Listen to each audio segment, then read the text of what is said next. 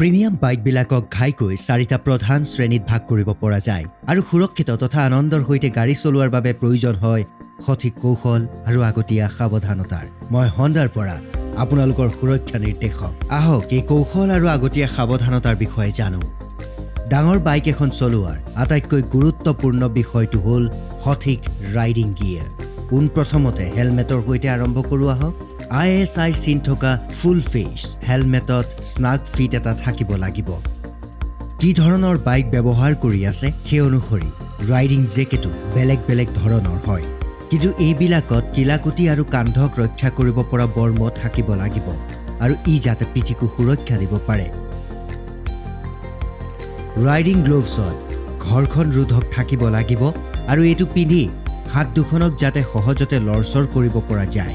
Riding পেন্টছতো সঠিকভাৱে বৰ্ম থাকিব লাগিব আৰু সহজতে চকুত পৰিব পৰাকৈ ইয়াৰ উজ্জ্বল ৰং বা ৰেট্ৰ' ৰিফ্লেক্টিভ কাভাৰিং থাকিব লাগিব।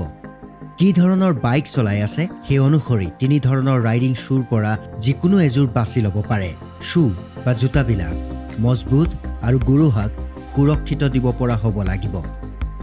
ডাঙৰ বাইকত উঠি ক'ৰবালৈ যোৱাৰ আগতে চাই ল'ব লাগিব আটাইবোৰ বৈধ নথিপত্ৰ যেন আপোনাৰ লগত থাকে আৰু সুৰাপান কৰি কেতিয়াও গাড়ী নচলাব।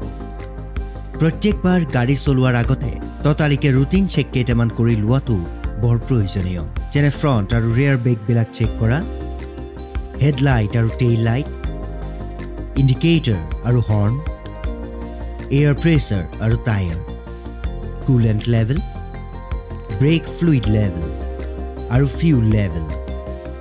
আপুনি গাড়ীখন লৈ ৰাস্তাত নামিবলৈ এতিয়া সাজু। সঠিক ৰাইডিং পজিশ্যন মানে হ'ল আপোনাৰ নিজৰ শৰীৰৰ ওজনৰ ভৰটো নিজৰ ওপৰতে ৰাখক, হেণ্ডেল বাৰত পৰিবলৈ নিদিব। আপুনি এতিয়া নিজৰ ডাঙৰ বাইক চলাই আছে আৰু বাইক চলাই থাকোঁতে আপুনি অকোৱা পকোৱা বাটৰ মুখামুখি হ'বই। এই বাট পাৰ কৰাৰ কাৰণে আপুনি বেলেগ বেলেগ টাৰ্ণিং পজিশ্যন ব্যৱহাৰ কৰিব লাগিব। আপুনি সন্মুখলৈ হালি যাব পাৰে,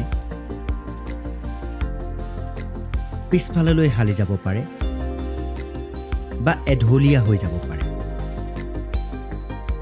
ব্ৰেক দবোৱাৰ সময়ত আপুনি একেলগে 2ডাল ব্ৰেক ব্যৱহাৰ কৰিলে আপুনি গাড়ী ৰখোৱাৰ বাবে ক্ষুদ্ৰতম দূৰত্ব পাই যাব।